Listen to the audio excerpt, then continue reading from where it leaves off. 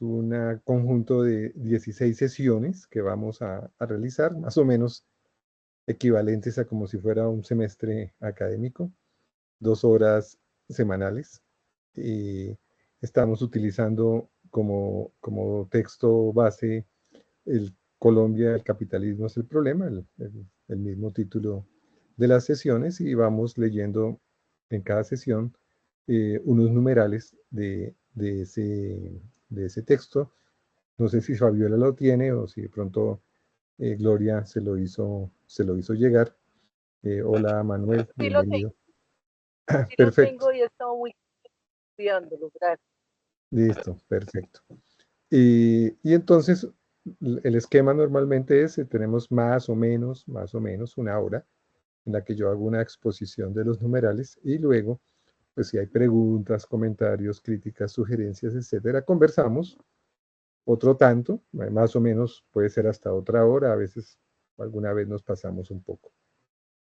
Estamos en un punto en el que habíamos revisado un par de capítulos que no tenían información, ni datos, ni cifras. Eran un par de capítulos en los cuales se hacía un esfuerzo por mirar algunos elementos conceptuales generales.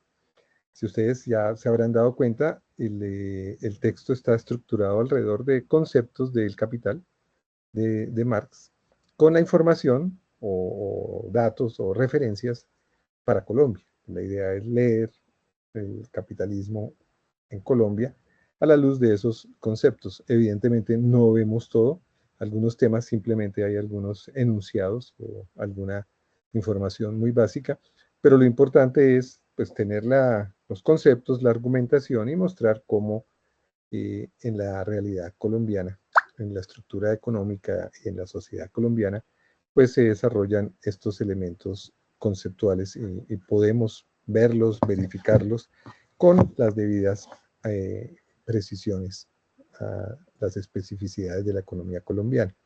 Uno de los temas que vimos la vez pasada era el de la acumulación del capital, el otro era una mirada de conjunto de la producción capitalista, y como siempre hicimos énfasis en que el motor de la producción capitalista es la obtención de plusvalor en sus diferentes formas específicas, que se concretan en distintas modalidades de ganancia. Los capitales, en sus inversiones en distintos campos de la actividad productiva, obtienen ganancias. Y lo que buscan es obtener ganancias, y esto es algo incesante, es permanente, es constante, es la razón de ser. Es la razón de ser del sistema en su conjunto, pero también es la finalidad que adopta cada agente capitalista dentro de esta sociedad. Y es algo pues que es, digamos, evidente, que se observa en la realidad de la economía colombiana, en nuestro caso, pero que donde existe capitalismo, pues se da este fenómeno básico. Y la acumulación de capital es a su vez el proceso mediante el cual se reinvierte parte de las ganancias. Evidentemente los capitalistas pues tienen que vivir de algo, así vivan modestamente, como don Luis Carlos Sarmiento Angulo, que manifiesta públicamente que él tiene una pequeña isla muy, muy modesta y un avión muy sencillo. María Isabel Rueda le pregunta, pues entonces usted vive de una manera muy sencilla, muy modesta. Sí, sí, él no tiene mayores pretensiones, pues aún así no se puede consumir todo lo que gana. Las grandes empresas capitalistas y los grandes capitalistas pues tienen unas ganancias enormes, pero lo que les interesa además y a lo que los presiona el propio sistema es a que acumulen, es decir, a que reinviertan, a que busquen la manera de ganar aún más. Entonces son procesos constantes, procesos incesantes, que obviamente tienen sus momentos críticos, hay momentos en los cuales no se gana tanto, hay momentos de quiebras, etcétera, etcétera, pero como fenómeno en su conjunto de la sociedad capitalista, pues es algo que teóricamente Marx lo explicaba, pero que además pues, se puede observar eh, en, la, en la realidad de cómo es la estructura y el funcionamiento del modo de producción capitalista en Colombia. Y además habíamos reiterado que es un proceso que se desarrolla mediante la competencia. Al comienzo, en las primeras sesiones, vimos que esta es una sociedad productora de mercancías Es una sociedad que está basada en la producción por parte de productores privados, eh, formalmente independientes y autónomos, pero que están articulados en una división social del trabajo. Y hay competencia entre todas esas unidades privadas, pero en la sociedad capitalista lo fundamental, que además son las que tienen el mayor peso, pues son las unidades capitalistas y se da una competencia entre empresas capitalistas, es decir, aquellas en las cuales se contrata trabajo asalariado para la producción. Todo esto lo había dicho Marx teóricamente ya desde 1867. Tomo 1 del Capital, Tendencias Generales de la Acumulación Capitalista, capítulos 23, 20, 22, 23, 24 de dicho tomo 1. Marx había observado, todavía con base en la experiencia de Inglaterra, algunos países de Europa, los Estados Unidos, cómo había un incremento del capital constante. Acuérdense, el capital constante es el capital que el capitalista destina a la compra de medios de producción, máquinas, herramientas, materias primas, que conduce al desarrollo de la capacidad productiva. En la medida en que haya más y mejores máquinas, herramientas, materias primas, pues un mismo trabajador puede producir muchísimas más mercancías por unidad de tiempo, que es pues, fundamentalmente el criterio para hablar de la productividad. El otro fenómeno que Marx vio, aunque todavía, digamos, con un desarrollo insuficiente, Engels, que editó los tomos 2 y 3, hace algunas referencias posteriores a este tema, y luego Lenin va a hablar en el imperialismo, fase superior del capitalismo, de la extraordinaria concentración y centralización del capital en el mundo, pero Marx ya vislumbraba, ¿sí?, la tendencia y además la explicaba dentro de la lógica de la producción capitalista. Entonces, los capitalistas en su búsqueda de ganancia, el sistema en su búsqueda del plusvalor en su conjunto, pues tiene la tendencia a que se concentren y se centralicen, donde juega un papel importante pues todo el fenómeno de la competencia, en la medida que los capitalistas buscan ganar más y para ganar más, pues quieren sacar del mercado a sus competidores. Y van a hacer todo lo posible mediante, fundamentalmente, no exclusivamente, el desarrollo de la capacidad productiva que permite abaratar los productos. Y la otra tendencia es la conformación de lo que Marx denominó un ejército industrial de reserva. Es decir, la tendencia que exista siempre un excedente de trabajadores con respecto a las necesidades de contratación del capital. Todo esto va a llevar a una polarización de la sociedad, un extremo de pobreza, un extremo de riqueza. Estos elementos están ya en 1867 en el Capital, cuando algunas personas dicen, bueno, es que leer el Capital, ¿qué sentido tiene un texto escrito hace tanto tiempo, que además habla de Inglaterra del siglo XIX? ¿Qué nos puede decir? Pero ese es un texto teórico, es un texto que plantea la estructura y las tendencias, el movimiento del capitalismo a un nivel teórico, general. Evidentemente, cada capitalismo concreto pues, va a tener sus particularidades, sus dimensiones, sus especificidades históricas, etcétera, etcétera, pero en términos generales, en términos del concepto, pues lo que se encuentra es en que en todos los países capitalistas y en la economía mundial, pues se vislumbran estos fenómenos. Vamos a ver entonces en esta sesión pues alguna información y a discutir la argumentación sobre el tema de la concentración y la centralización de la producción que está asociada a ese incremento del capital constante.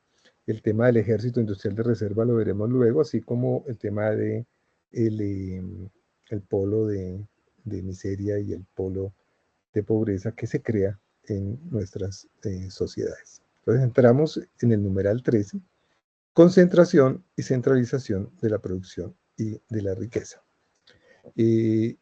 Como les decía, el desarrollo de la capacidad productiva pues es el elemento fundamental.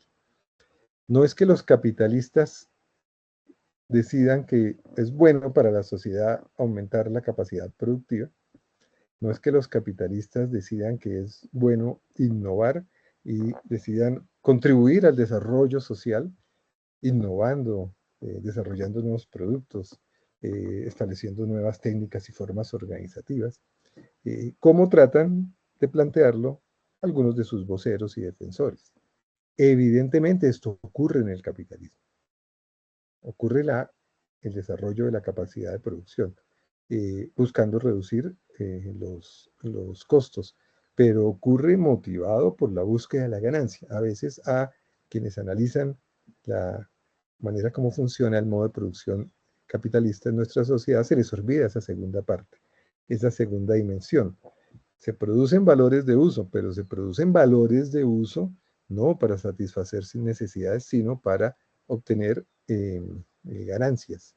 Y en ese proceso, al cual Marx le dedica bastantes capítulos en el tomo 1, se desarrolla una enorme capacidad de producción y se desarrollan unas nuevas formas de producción que Marx englobaba bajo la noción de cooperación.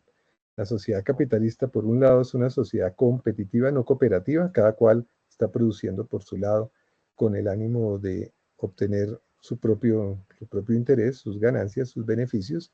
Es decir, no es cooperativa, es competitiva, pero al interior, en el proceso inmediato de producción, se dan formas cooperativas y se va conformando y desarrollando lo que Marx denominaba una fuerza colectiva del trabajo, un obrero colectivo. Cada trabajador tiene unas capacidades y es contratado por sus capacidades y ocupa un lugar dentro de una organización. Pero el conjunto de la labor de todos esos trabajadores, en algunos casos en organizaciones ya extraordinariamente grandes, que es lo que desarrolla el capitalismo, crea una nueva fuerza social. La capacidad individual de cada trabajador se suma a la capacidad de los otros y establece una fuerza capaz de un desarrollo enorme, que es lo que ha mostrado la historia del capitalismo. Y el capital que se invierte en los medios de producción, en las instalaciones, la maquinaria, los equipos, etcétera, etcétera, etcétera, va aumentando constantemente. Eso es la expresión del desarrollo de la capacidad productiva en términos de la productividad. Es decir, si hace un siglo se necesitaba un día para hacer una mesa por trabajador, hoy por trabajador se hacen 100 o 1000 o 10.000 o 100.000. Y en casi todos los sectores de la producción capitalista a lo largo de su historia se ha observado eso. Incluso en economías menos desarrolladas desde la perspectiva capitalista como la colombiana, pues también se da ese fenómeno. Se da un fenómeno de incremento de la capacidad productiva. En la mayoría de los casos, en una economía como la colombiana, no proviene del propio desarrollo tecnológico, de la innovación técnica, de la invención o de la innovación por parte de los capitalistas colombianos, sino que se compra la tecnología, la desarrollan capitalistas, la desarrollan centros de investigación en otros países y los capitalistas colombianos pueden acceder a ella. Y se observa un fenómeno similar con, obviamente, las debidas diferencias en cuanto a la capacidad de investigación y desarrollo técnico, etc. Pero el fenómeno es que aumenta en términos absolutos y relativos ese capital constante. Acuérdense que la otra parte es el capital variable. Entonces, con una misma cantidad de capital variable que se expresa en un número de obreros o trabajadores o empleados determinados, se puede producir muchísimo más. La productividad aumenta extraordinariamente. Y se logra que un grupo relativamente reducido de trabajadores elabore el producto para todo un país.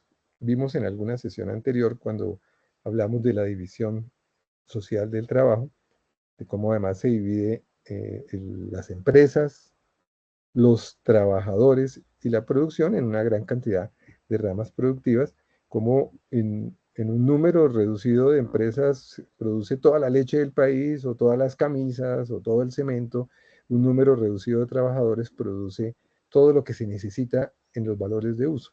Eso es el incremento de la productividad.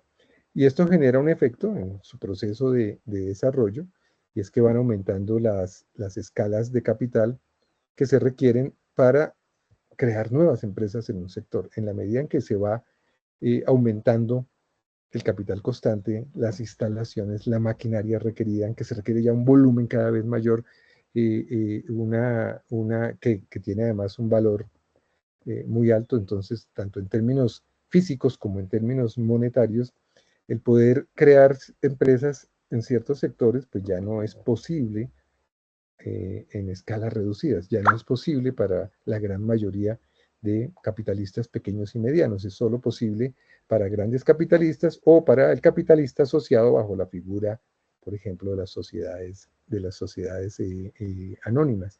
Y esto crea lo que se denomina actualmente como barreras de entrada a nuevos competidores. Crear una empresa que elabore, que cree, que produzca aviones o que produzca barcos, pues está al alcance de unos capitales enormes. Pero también ocurre con la cerveza. Crear una empresa cervecera que pueda competir, por ejemplo, con Bavaria, pues implica un capital que se debería destinar a unos medios de producción extraordinariamente grandes. Entonces, este proceso de desarrollo de la capacidad de producción, de incremento del capital constante, que va acompañado también de aumentos en el capital variable, porque hay que contratar más trabajadores, va haciendo que la escala de la producción sea en muchos sectores cada vez mayor. No todos los sectores son iguales, pero en muchos sectores y en sectores críticos y claves de la producción capitalista, pues es cada vez más exigente, más difícil. Hay unas barreras de entrada que impiden el que entren nuevos productores. Todo esto es fenómeno de el proceso de búsqueda del plusvalor de las ganancias dentro de la competencia entre los propios capitalistas. Y esto conduce, este proceso también, pues a que se vayan desplazando pequeños productores capitalistas y no capitalistas por parte de los capitalistas mayores. Entonces, este es un fenómeno típico también de la producción capitalista. Los grandes, ¿sí?, que van aumentando su producción, aumentando su capital, van concentrando la producción, van desplazando a los medianos y a los pequeños. Y a su vez, pues el capitalismo se implanta dentro de una sociedad que tenía formas de producción anteriores, la producción campesina, la producción artesanal, la producción por parte de pequeños productores, el pequeño comercio, etcétera, etcétera. Y la producción capitalista paulatinamente va eh, desplazando a muchos de estos productores. No desplaza todo, y ya habíamos visto, y es algo que vamos a seguir viendo en algunas otras sesiones, que en Colombia hay una gran cantidad de trabajadores que siguen en la pequeña producción, el pequeño comercio, las pequeñas actividades de servicios. Hay que explorar por qué, porque el capitalismo no ha logrado desplazarlos completamente y hay que profundizar en ese fenómeno. De hecho, es una de las discusiones interesantes para entender la dinámica del capitalismo en sociedades como la nuestra. En otras sociedades, Europa, los Estados Unidos, bueno, la proporción de la población campesina se redujo sustancialmente, creo que es el 3% en los Estados Unidos.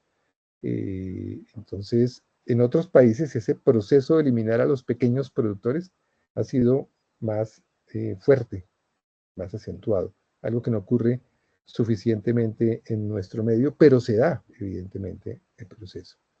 Vi recientemente una nota de prensa o un comentario de algún columnista de opinión examinando el fenómeno de todas estas tiendas, pequeñas tiendas, entre comillas, como los de uno, ARA, eh, que han ido desplazando a los tenderos. Los tenderos de barrio siguen existiendo, pero el capitalismo está todo el tiempo tratando de desplazarlos. Entonces ese es un fenómeno de competencia y el otro con los mismos capitalistas. Los capitalistas se devoran entre ellos mismos.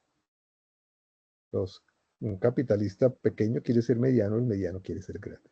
Y evidentemente, pues algunos lo logran. Y en algunas ramas de producción se llega a un punto en el cual la producción total, por ejemplo, de cemento o la producción de cervezas o la producción de vehículos, las hacen un número reducido de empresas. El caso extremo es cuando se logra un monopolio, que sea una sola empresa la que produzca todo, que no es fácil, o a veces hay formas escondidas. Julio Silva Colmenares, en su libro de los verdaderos dueños del país, pues menciona que a veces parece que hay varias empresas, pero resulta que la propiedad es de los mismos, solo que mantienen ciertas unidades independientes por diversas razones, y en la práctica pues ya se ha conformado el monopolio.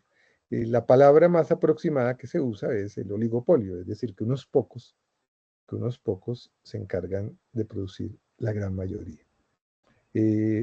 Sobre eso se han hecho muchos estudios en nuestro medio. Gabriel Misas hace muchos años hizo un estudio que se llamaba Contribución al análisis de la concentración de la producción o de la industria manufacturera en Colombia, donde trató de medir eso. Entonces se tomaba industria por industria y se trataba de mirar cuánto produce las 4 empresas más grandes o las 10 empresas más grandes, y ahí se va viendo pues un grado de concentración.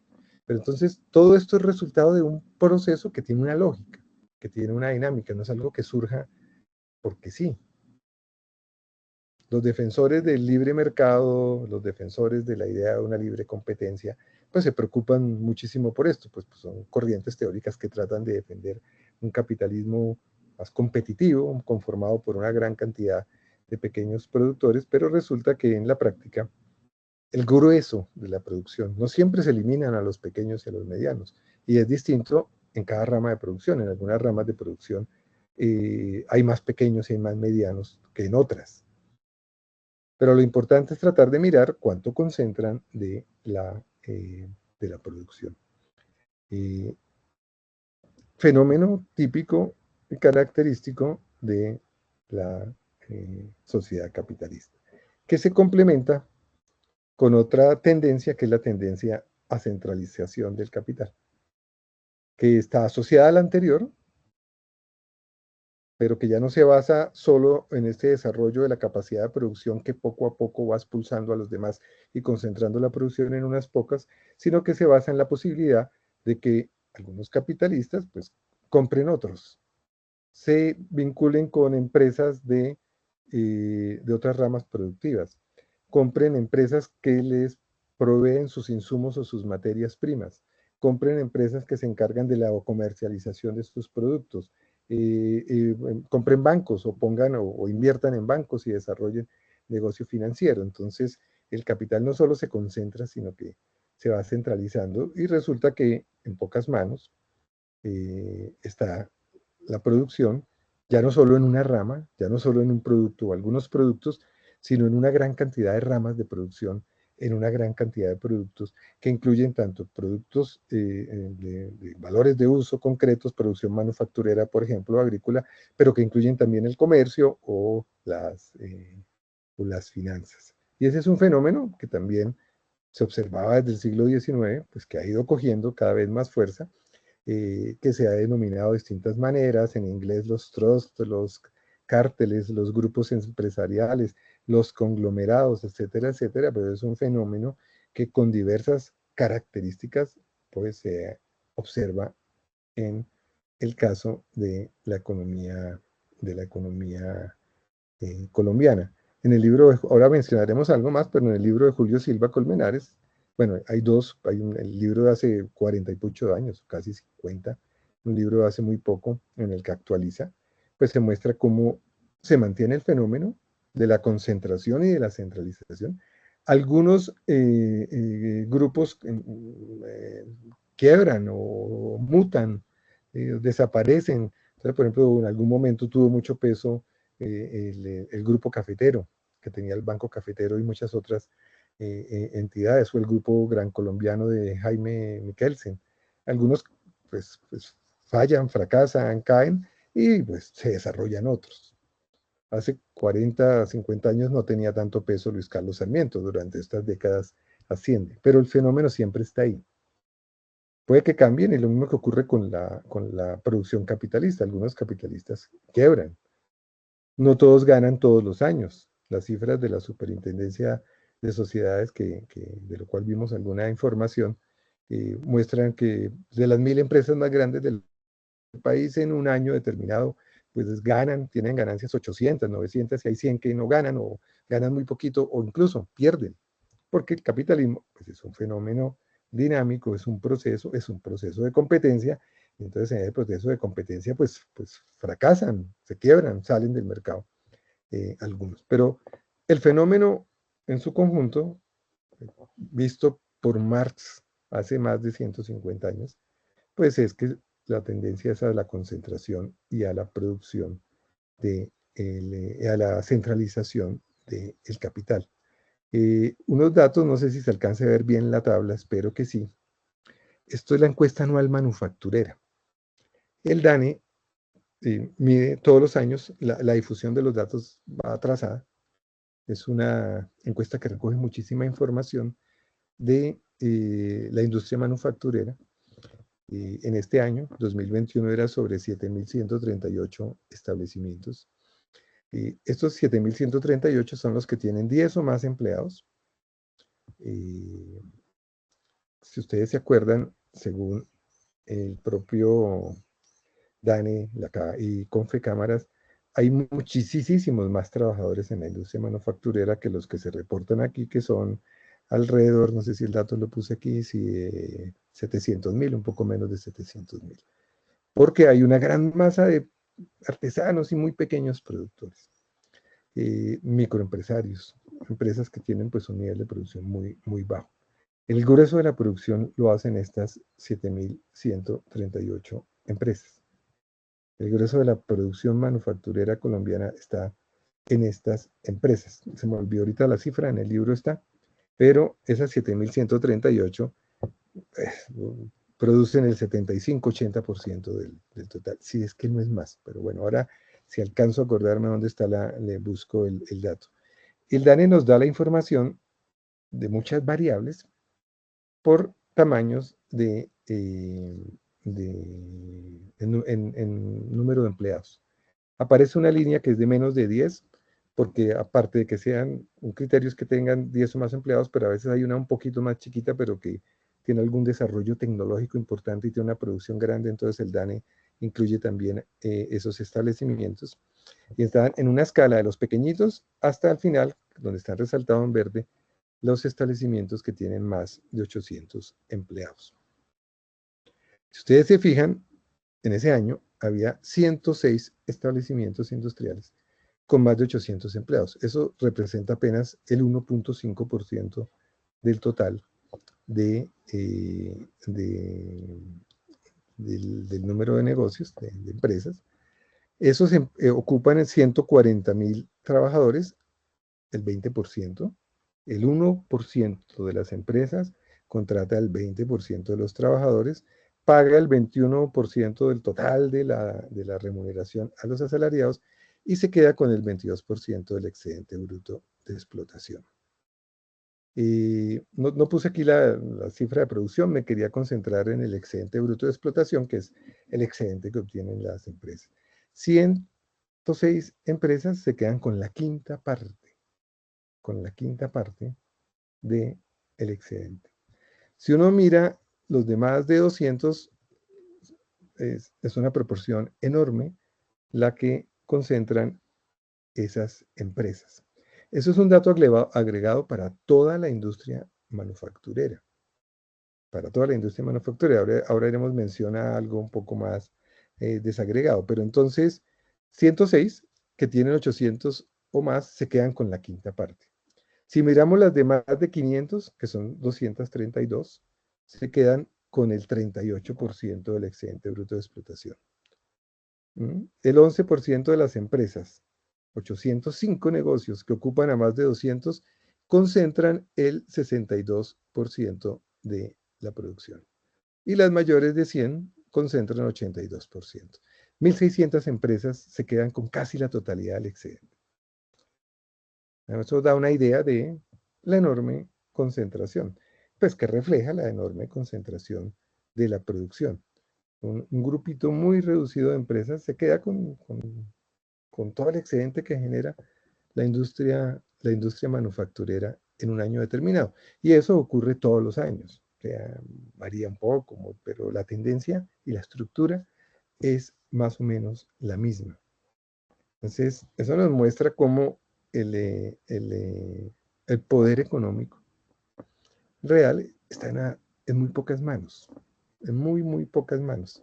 Si uno pensara en algún momento en que se quisiera paralizar por la vía de las huelgas, por alguna razón en la cual los trabajadores estén peleando alguna mejora en sus condiciones salariales o en cuanto al papel del Estado con respecto al salario indirecto de los trabajadores, pues simplemente con las demás de 200 empleados, ¿sí? 805 establecimientos, se paralizaría el 62% de la producción manufacturera. Entonces, la concentración es absolutamente evidente en la industria manufacturera, pero algo similar ocurre en el comercio. El DANE hace unas encuestas que llama encuestas estructurales. Acuérdense que el DANE hace una medición del conjunto de toda la economía, que la investigación se llama las cuentas nacionales, pero hace unas miradas mucho más detalladas en algunos sectores: industria manufacturera, comercio y servicios, en las cuales se enfoca en las empresas de un cierto tamaño, ¿sí? Por lo menos que tengan 10 empleados, con las excepciones que les comentaba, y hace un análisis y recoge una información mucho más detallada de esas empresas. En el caso de comercio, no utiliza las mismas escalas, lo que está resaltado en verde: 135 empresas, de un total de 9.800, el 1.4% de las empresas que ocupan al 38% del personal ocupado en el comercio, en este subconjunto empresarial, paga el 33.9% de la remuneración y se queda con el 25.8, 26% del excedente bruto de explotación. Si uno mira las de más de 100, pues si uno suma, pues ahí más o menos estamos hablando de un 60% en los grupos más elevados. Entonces, el mismo fenómeno se da en comercio. No pude encontrar los datos para servicios. El DANE hace también una encuesta para servicios, pero no sé si fue que no la publicó o yo fui incapaz de encontrarla, la información de estas variables por escala de personal ocupado. Entonces, 135 empresas, grandes empresas comerciales, más 106 grandes empresas manufactureras, ¿sí? Se quedan con la quinta parte de todo el excedente bruto de explotación. ¿Qué es lo que les interesa a los capitalistas? Obviamente, el excedente bruto de explotación, que se manifiesta en las ganancias. El excedente incluye muchas cosas. Pues hay que pagar los impuestos, hay que pagar los intereses, pero de ahí le queda a los capitalistas sus enormes ganancias. Entonces, aquí está la información que ya les mencionaba de la tabla. El 1.6% de los establecimientos concentra el 26% del excedente bruto de explotación. El 10% de los establecimientos concentra el 62%. Vamos, es relativamente similar a los datos que veíamos con la empresa manufacturera. Un número reducido de empresas. Acuérdense que el universo empresarial, según la Confederación de Cámaras de Comercio, en el año, creo que es ya 2022, 1.700.000 empresas. Bueno, podemos estar un poquito más ahora. De las cuales 2.000, 3.000, ¿sí? De esos sectores se quedan con la quinta parte de todo el excedente, de 1.000.000. La gran mayoría de empresas, pues se les dice empresas, pero en la práctica pues no lo son, y la gran mayoría, como ya hemos mencionado y vamos a mirar con más detalle, pues no son empresas estrictamente capitalistas. Y la concentración se da también en el sector financiero. En el 2023, los establecimientos de crédito, los bancos fundamentalmente, obtuvieron 8.3 billones en utilidades. Bancolombia se quedó con 6, Banco de Bogotá con 1. Aquí hay una concentración enorme en dos bancos. Dos bancos se quedan con el 84 en este año por ciento de las ganancias. No recuerdo ahorita el número exacto, son como 30 bancos, creo, pero bueno. Claro, todos ganan. Obviamente ganan en su escala. La inversión y los activos de Bancolombia pues son muchísimo mayores que los otros, pero nos muestra la concentración. que es el fenómeno que estamos exponiendo y examinando en este caso. Yo me concentro aquí, traté de concentrarme en la información de la concentración o del excedente bruto, que maneja el DANE, que es más amplio que la noción de ganancia, o en las ganancias, que esta, por ejemplo, las reporta la superintendencia financiera. Hay otra superintendencia, ya habíamos visto algunas cifras sobre esto, la de sociedades, que reporta información principalmente de empresas no financieras. Cuando uno mira el listado, a veces aparecen algunas que también tienen alguna actividad financiera. Pero la superintendencia financiera, para quien esté interesado en mirar con más detalle, compila y divulga la información de las entidades financieras, divulga la información dentro de entidades financieras, están las sociedades administradoras de los fondos de pensiones, las sociedades fiduciarias, las sociedades de seguros. Aquí destaqué la actividad bancaria, pues la concentración en los bancos, y esa información la compila, la organiza y la distribuye la superintendencia financiera. Y la de sus sociedades recopila información de las empresas no financieras.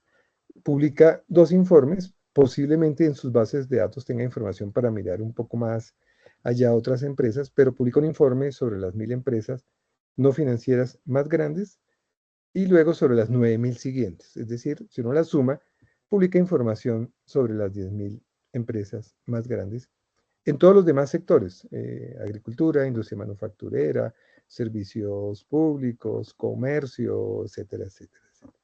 Entonces, la información que nos muestra en la superfinanciera es que, eso es 2022, creo el dato, las 1000 empresas no financieras más grandes obtuvieron 138 billones en ganancias. Las 50 más grandes de esas 1000, el 5%, se quedaron con 77 billones, el 56% del total. De las 9000 empresas más grandes siguientes obtuvieron utilidades por 36 billones. Fíjense que las primeras 1000 concentran la mayoría de las ganancias. Las primeras 1000 ganaron 138, las siguientes 9000 solo 36.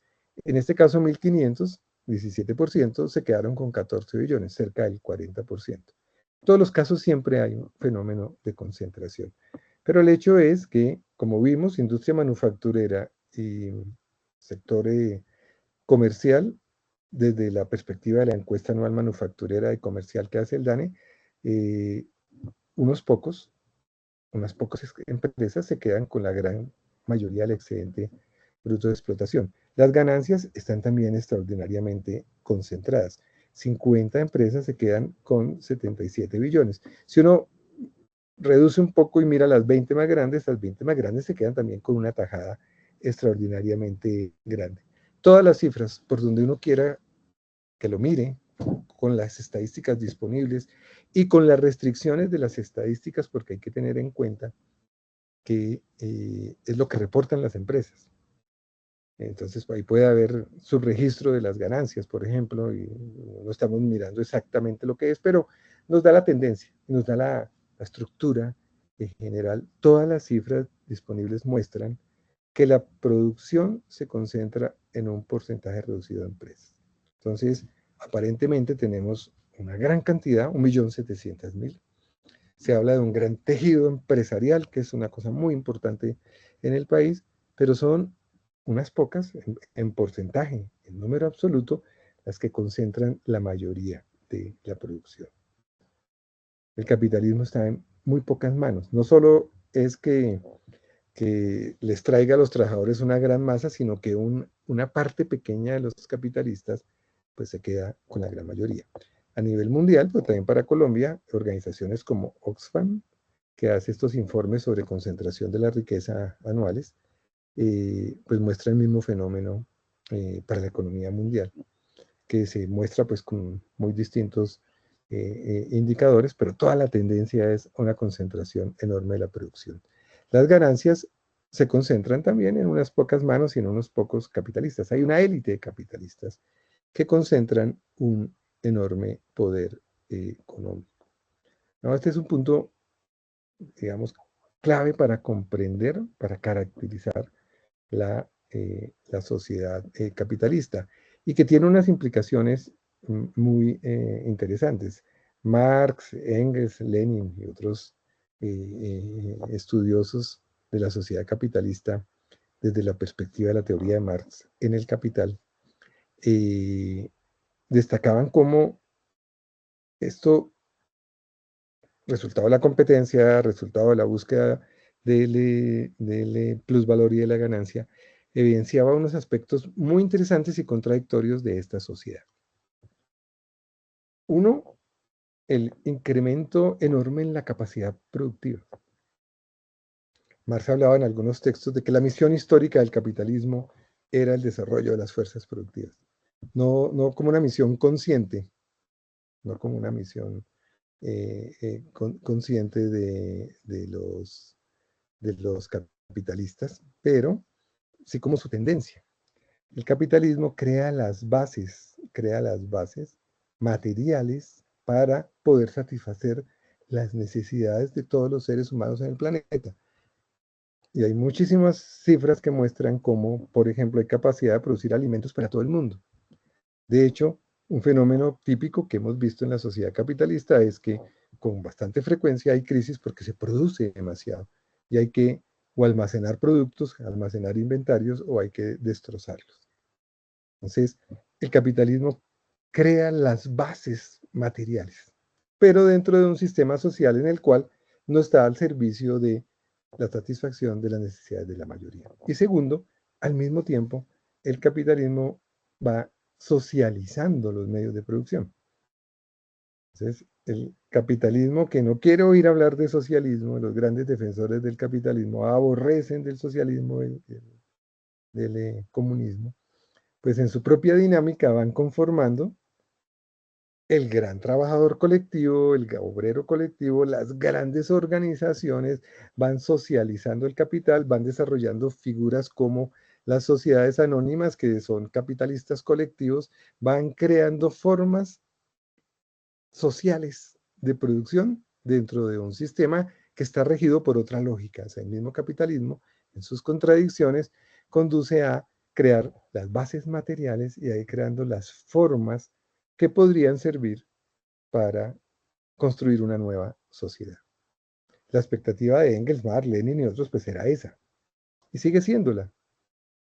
Es decir, el capitalismo ofrece los medios, el capitalismo crea los fundamentos para pensar en el comunismo. Y nos lleva a algunas viejas discusiones de Marx en la ideología alemana y en otros textos, de que el comunismo no es solo un ideal. El comunismo no es algo que está en la mente de algunos pensadores utópicos.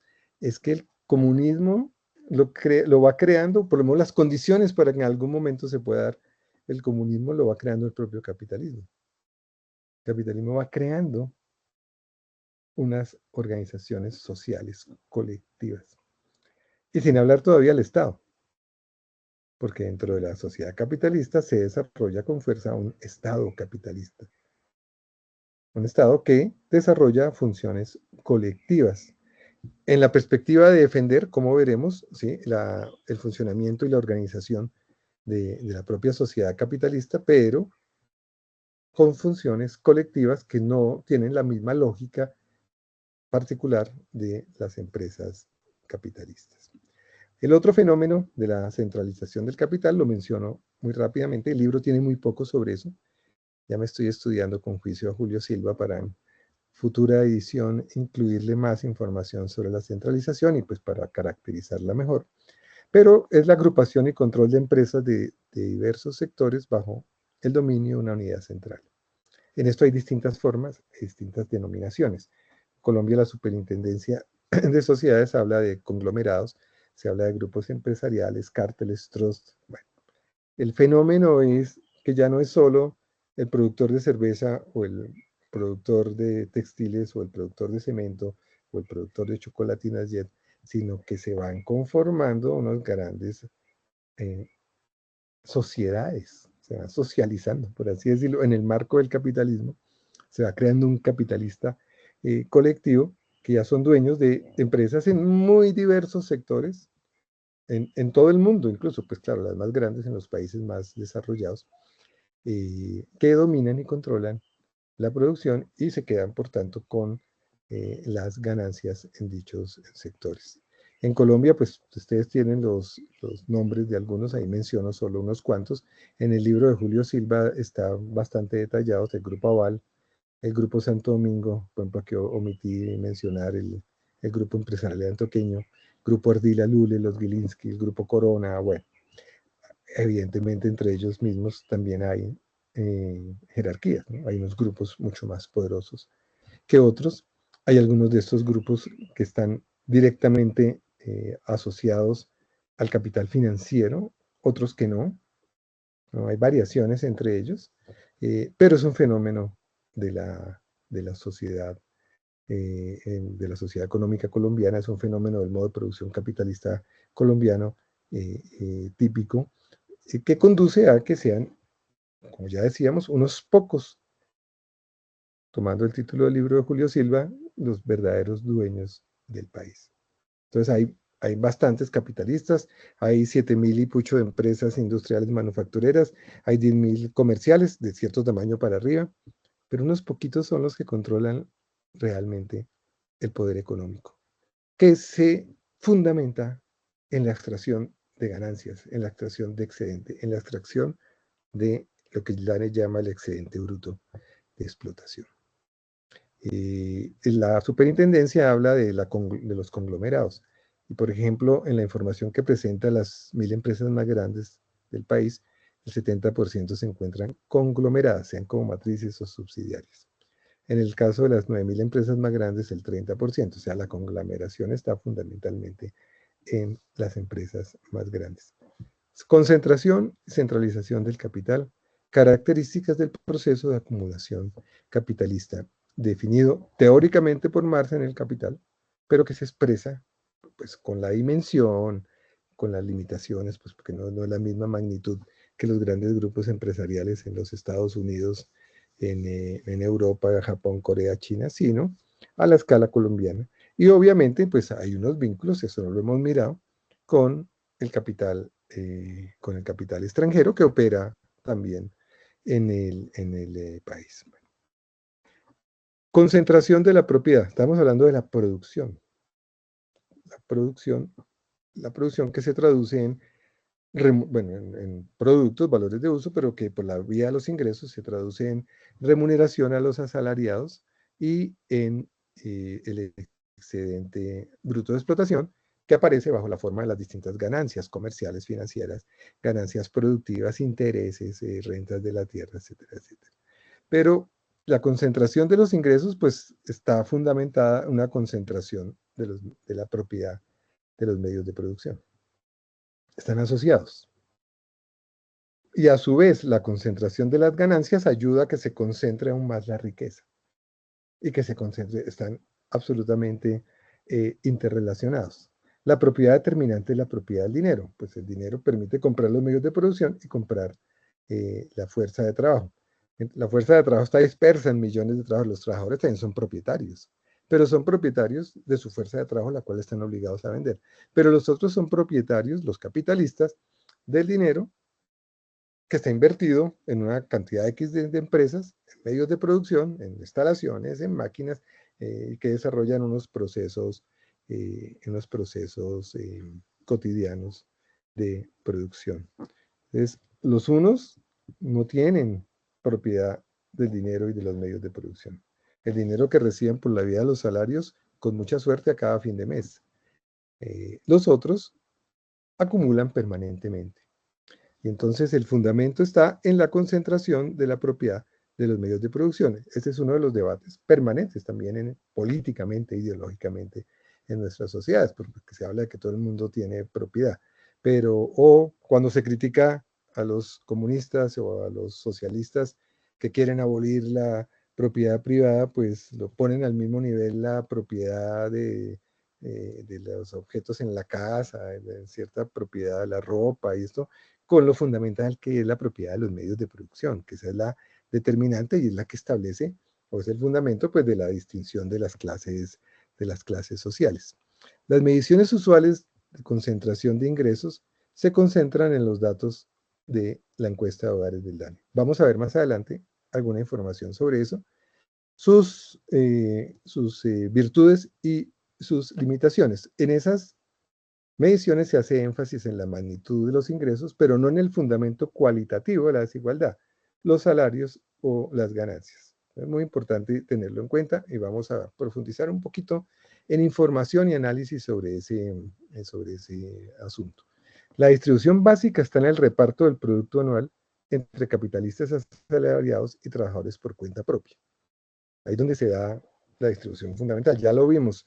12 millones de trabajadores producen el valor agregado de la economía capitalista y más o menos 600.000 patrones se quedan con la mitad de todo y 12 millones se quedan con la otra mitad. Por tanto, cada cual le toca una parte muy diferente. En promedio, 38 millones a los trabajadores al año y 800 millones a un capitalista en promedio al año.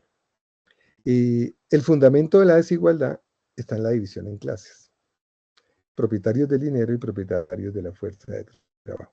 Normalmente en los análisis tradicionales se hace ese énfasis en qué porcentaje del ingreso tienen, ¿sí? el 10% más rico o índices un poco más complicados como el índice de Gini, pero antes de eso hay una desigualdad cualitativa, hay una división en clases. Esto usualmente en los debates políticos y los defensores del capitalismo tratan de no, ni de mirarlo, ni de mencionarlo. Pero esta es la desigualdad de fondo.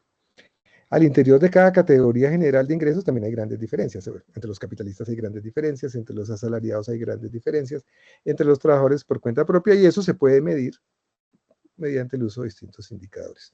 Pero remitiéndonos, volviendo a la propiedad, menciono aquí solo unos pocos datos, pero sobre esto todo el tiempo salen estadísticas que refuerzan el grado de concentración. El 1% de las explotaciones agropecuarias concentra el 81% de la tierra. Ahorita mencionaré alguna información adicional tomada de un análisis que hizo Oxfam del último censo agropecuario. En la tierra urbana, normalmente se habla mucho de la propiedad rural, pero el 10% de los predios con mayor valor concentra el 66%. Hay también una gran concentración en la propiedad, tanto del suelo urbano como de la propiedad urbana, menos que la concentración en el sector rural. Las acciones, la propiedad por la vía de acciones en aquellas empresas que tienen la figura accionaria, el 10% de los accionistas concentra el 99% del valor de las acciones. Estos son datos de planeación nacional hechos en un trabajo con FEDesarrollo, no son hechos por ningún comunista. 66.000 personas en el país. ¿Sí? Ya son, olvido el año, pero ya tienen unos añitos, pero creo que están intentando actualizarlos. Un coeficiente de Gini de 0.8, ¿sí? Es decir, una concentración enorme, enorme. O los activos financieros, CDTs y otros depósitos y otras formas de ahorro financiero, plata colocada en fiducia, etcétera, etcétera. El 10% también concentra el 99. 1.870 personas naturales, 1.870 personas concentran esos recursos. Colombia, esta es la información que hace, la lectura que hace Oxfam, es el país más desigual de Latinoamérica en cuanto a concentración de la propiedad de la tierra. Ya mencionaba, el 1% de las explotaciones agropecuarias concentra el 81% de la tierra. La concentración ha aumentado. Es otro dato que saca Oxfam. El 0.1% de las explotaciones agropecuarias tiene más de 2.000 hectáreas. El 81% tiene en promedio solo 2 hectáreas, ocupa menos del 5% de la tierra. Bueno, el índice de Gini es también altísimo en los avalúos. Por todos lados, por donde uno mire, es una concentración enorme, ¿sí? Algunos analistas examinan las declaraciones de renta y los ingresos que declaran las personas naturales. En el 2005, esta información está muy vieja, pensé que era bueno, 2015 me faltó, está más adelante. Sí, no, presentaron declaración de renta 689.000 personas. En 2015, 1.528.000. La mayoría de la gente tiene ingresos tan bajos, pues que no está obligada a declarar. Tampoco tiene propiedad o es muy reducida, no está forzada a declarar. El 10% de las personas naturales concentraba el 50% del patrimonio líquido. Coeficiente de Gini, no tan alto como el anterior que vimos, pero también alto. Coeficiente de Gini como el 59% indica que el 10% más rico tiene entre el 40 y el 50% del total. Y el 1%, 15.000 personas, acumulaban 88 billones de pesos cuando se miraba el patrimonio líquido de esas personas. Y Fedesarrollo, con Plan de Acción Nacional, hicieron un intento de sumar todos los indicadores anteriores de propiedad de acciones, del dinero, de la tierra, de la propiedad urbana, etcétera, etcétera, y el índice de la propiedad 74, perdón, 0.74, que es mucho más alto. El índice de concentración de ingresos en Colombia está más o menos alrededor de 0.55. Entonces es muchísimo más alto en la riqueza que en los ingresos. ¿Es la desigualdad y la concentración un problema? Y ya vamos con esto a terminar la sesión de hoy. Bueno, primero, no es ni resultado accidental ni fruto de la suerte. Parece que, no, que ni siquiera valdría la pena mencionarlo, pero es que hay grandes analistas, economistas muy famosos como Paul Samuelson, que en su texto, cuando habla a veces de la concentración del ingreso o de la propiedad, le da peso a la suerte, la herencia, la fortuna que tuvo alguna gente de nacer en un hogar rico, pues explicaciones banales y superficiales que con cierta frecuencia difunden los defensores del capitalismo. No, la desigualdad es una consecuencia inevitable e inherente del modo de producción capitalista, que nace en la separación de los trabajadores de sus medios de producción. Nace en el mismo proceso, en la estructura y la dinámica del proceso de producción capitalista. Esa estructura está caracterizada por una masa enorme de trabajadores asalariados y también por cuenta propia, que vamos a ver más adelante un poco más sobre ellos, que tienen muy pocos medios de producción. Es una estructura en la cual la fuerza de trabajo es un costo para los capitalistas, es una dinámica en la cual la competencia elimina a los más pequeños y débiles, es una desigualdad que tiene un fundamento estructural cualitativo, la división en capitalistas y trabajadores asalariados. Les mencionaba en alguna sesión anterior, para quienes hemos estudiado economía, los economistas, los de economía tradicional que estudiamos en nuestras facultades, nunca se preguntan el por qué existen trabajadores asalariados y capitalistas. El análisis comienza con eso como un dato, es un hecho dado. Y eso no se pregunta. ¿Por qué hay unas personas que solo tienen su fuerza de trabajo? Eso no, ni se indaga. No es objeto de estudio. Parte de la superficialidad de la economía radica en que no se hace las preguntas de fondo, no le interesa, porque las respuestas pues, pueden ser de inconvenientes. Entonces es mejor no preguntarlo, pero de ahí donde surge todo lo otro y de la dinámica de la producción capitalista basada en la extracción permanente del plusvalor. Entonces la desigualdad y la concentración pues no son un problema como se menciona a veces, porque uno escucha mucho funcionario, político, analista, no, es un problema la enorme desigualdad. No, no es un problema. Desde el punto de vista de los capitalistas, es un indicador de éxito. Entonces uno podría decir, los capitalistas colombianos inviten a los capitales, vengan que aquí la desigualdad es extrema, es decir, nos quedamos con la mayoría del producto y nos quedamos con la mayoría del producto año tras año y concentramos la riqueza y concentramos, pues eso es bueno, claro, es un lío para los otros, para los trabajadores. Es dramático para los trabajadores, pero es lo inherente y lo normal dentro del capitalismo. ¿Es posible eliminar la desigualdad? Alejandro Gaviria, en alguna presentación que hizo recientemente en la Universidad de los Andes, y James Robinson, el Premio Nobel de Economía, nos informan que la concentración del ingreso medida por el índice de Gini se ha mantenido alta en Colombia e igual durante los últimos 60 años. Es decir, ¿hay posibilidades de cambiarlo? Por lo menos si uno lo mirara con la perspectiva de la historia de los últimos 60 años, que hay cifras, ¿no? Porque seguramente si se mira para atrás, pues la cosa sería durante mucho más tiempo. Y pues parecería que no. Parecería que no.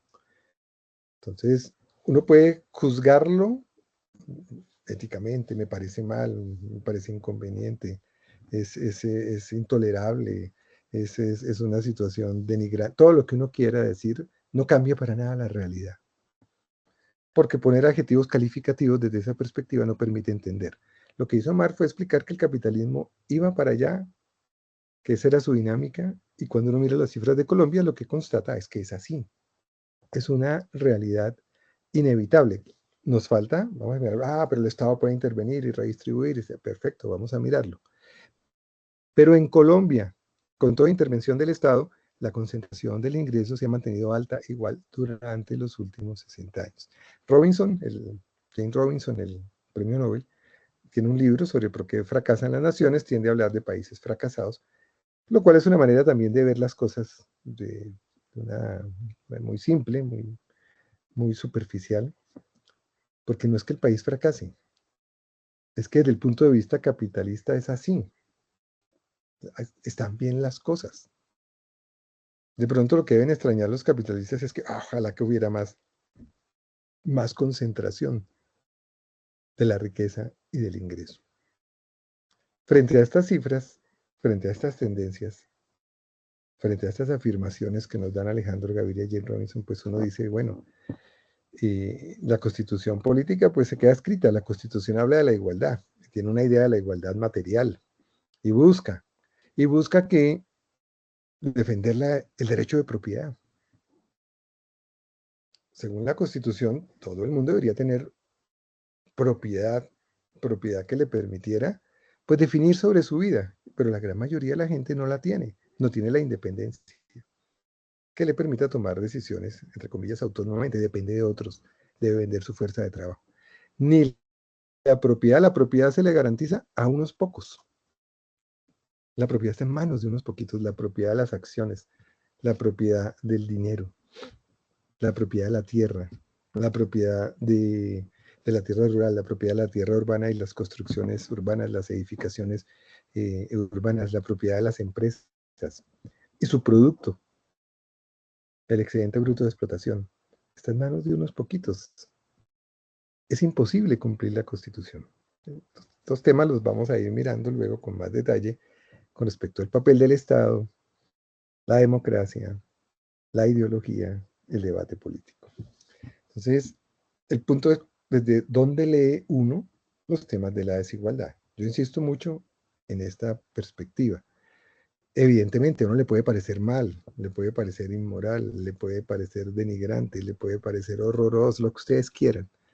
Pero el asunto aquí es entender que es algo inherente a la sociedad capitalista. Y que incluso con la intervención del Estado, como veremos, pues la intervención del Estado no ataca la desigualdad estructural y fundamental. ¿Puede hacer algunas correcciones en la distribución? Sí. Y sobre eso pues hay mucha discusión sobre los alcances reales, pero sí, se puede, pero no cambia lo fundamental de esta sociedad ni sus tendencias. Bueno, esta era la sesión 7 sobre los temas de la concentración, la centralización que se manifiestan en la desigualdad. Y Piedad Corso levantó la mano y entonces tiene usted la palabra. Voy a dejar de compartir, pero si en algún momento quieren, pues vuelvo y lo pongo. Piedad, por favor.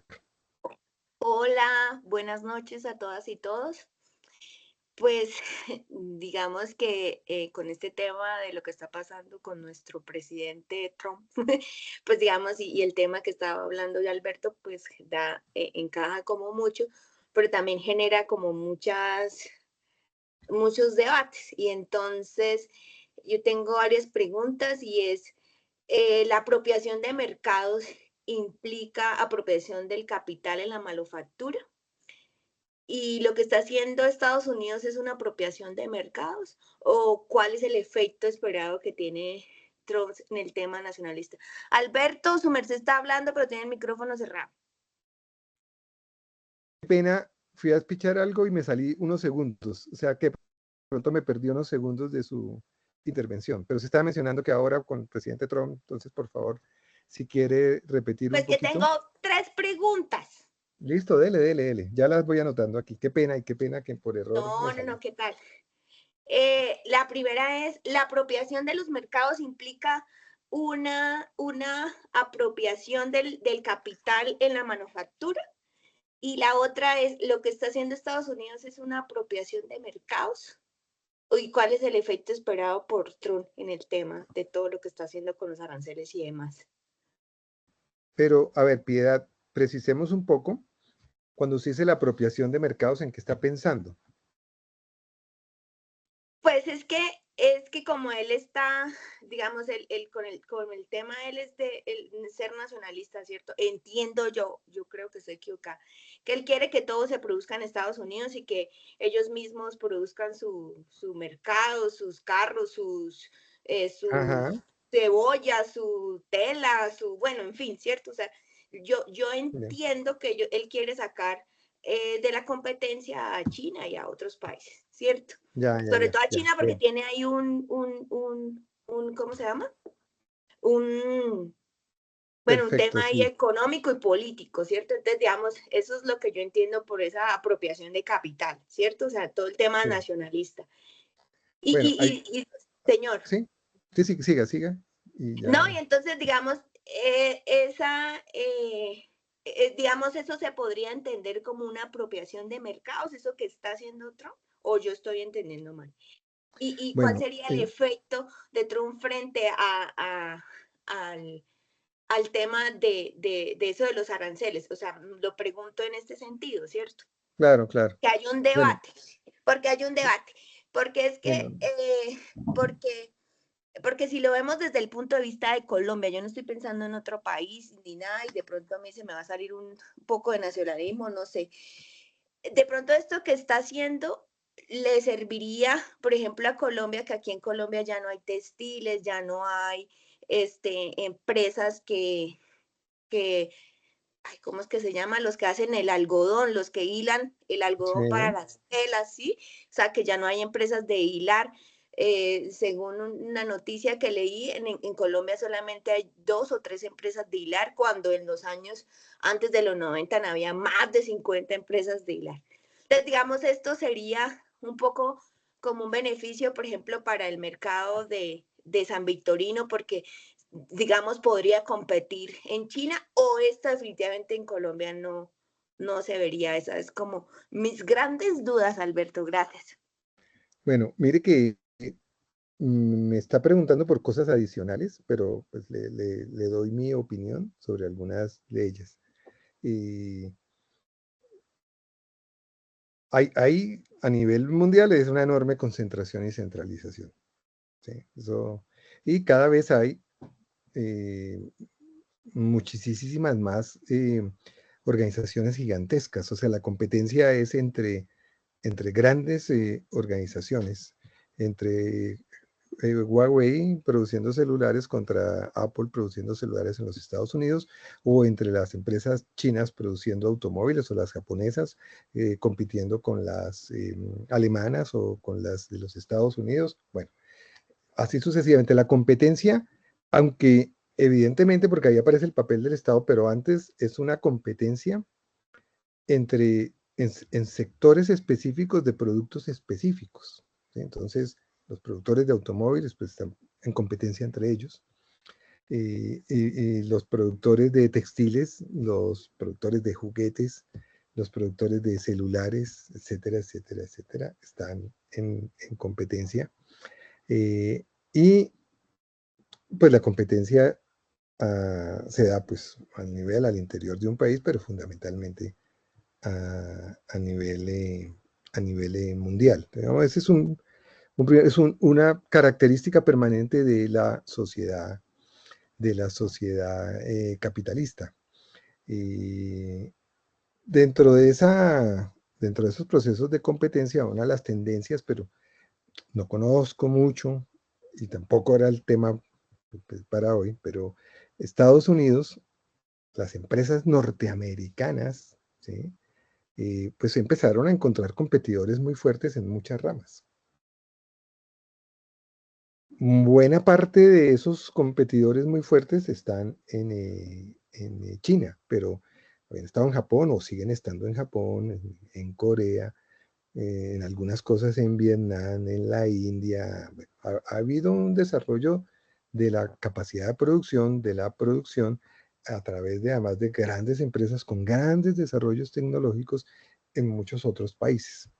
Europa y los Estados Unidos habían durante mucho tiempo, y sobre todo los Estados Unidos, pues había concentrado el desarrollo tecnológico, la capacidad productiva y tenía el liderazgo técnico en muchas de estas grandes ramas de producción, pero pues se ha empezado a ver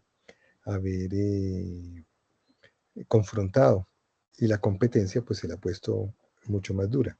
El asunto no es solo además de competencia pues no es tan sencillo porque buena parte de lo que han hecho empresas norteamericanas, europeas y japonesas, que también desplazaron su producción a otros países, a China, a la India, a Vietnam, a muchos otros sitios, han desplazado su producción en la búsqueda de mayores ganancias. El capitalista norteamericano, productor de automóviles, para poner un caso típico, pero hay muchos otros, encuentra que quizás va a tener más ganancias produciendo en la China o en algún otro país que produciendo en su país, por un lado por los costos salariales en su propio país, pero además porque tiene un interés pues de vender en el mercado chino que se empezó desde hace ya algunas décadas a convertir en un extraordinario mercado que puede generarle muchas ganancias a estas grandes empresas. Esto para señalar que los capitalistas no actúan con el criterio nacionalista. Si en un momento determinado les va mejor trasladando su planta a México o trasladando su planta a China, pues lo hacen y dejan sin empleo a sus trabajadores, como ocurrió en la industria automotriz, pero como ha ocurrido en muchas otras industrias. Y hay una reacción ya como clase capitalista que le pide a su Estado que intervenga, siempre el Estado norteamericano, pero todos los estados intervienen es en función, y nos estamos adelantando al papel del Estado, de los intereses de sus capitalistas. Lo que es bueno para la General Motors, se decía hace 60 años, es bueno para los Estados Unidos. Lo que es bueno para Elon Musk es bueno para los Estados Unidos. El Estado interviene fundamentalmente al servicio de los grandes capitalistas. Esa es una de sus grandes funciones. Cuando hay riesgos o quiebras de los bancos, interviene para salvar a los capitalistas, a los dueños de esos bancos. Bueno, y eso para matizar un poco esa idea de que es una cuestión nacionalista en beneficio del país. Hablar de beneficio del país, pues no tiene mucho sentido, ni en Estados Unidos ni aquí. Pero tiene efectos interesantes sobre el apoyo popular que pueda generarle a un presidente como Trump. Y es decir, Trump se está presentando como un defensor de intereses de los pobres trabajadores asalariados y de la pobre clase obrera norteamericana que ha perdido empleos y que ha perdido condiciones de vida por culpa de la actitud desalmada de otros países. Trump no ha mencionado para nada que es uno de los conflictos internos que tiene y que va a agudizarse seguramente toda esa gran cantidad de empresarios capitalistas, grandes empresas capitalistas de los Estados Unidos que se fueron a otros lados a producir porque podían obtener mejores ganancias por los menores costos en otros países y bueno, las posibilidades de otros mercados. Entonces, parte de la estrategia del gobierno de Trump es forzar, parte me refiero solo a esa, porque no es lo único, pero es tratar de forzar en el discurso oficial a que regrese más producción que se está haciendo por fuera a que se produzca en el país.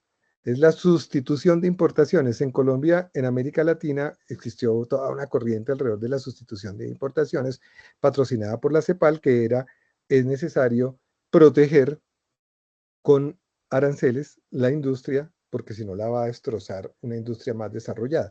En los comienzos del capitalismo se usó en Alemania, en Francia, para defenderse de Inglaterra. Es decir, los capitalistas han usado cuando lo han necesitado, esa estrategia y han presionado a sus estados para que establezca barreras proteccionistas para lograr que los capitalistas obtengan más ganancias. No es para beneficiar a la sociedad en su conjunto. Yo creo que eso es importante tenerlo en cuenta. Entonces usted dice, no hay textiles, se han acabado industrias en Colombia. Es cierto, ¿sí?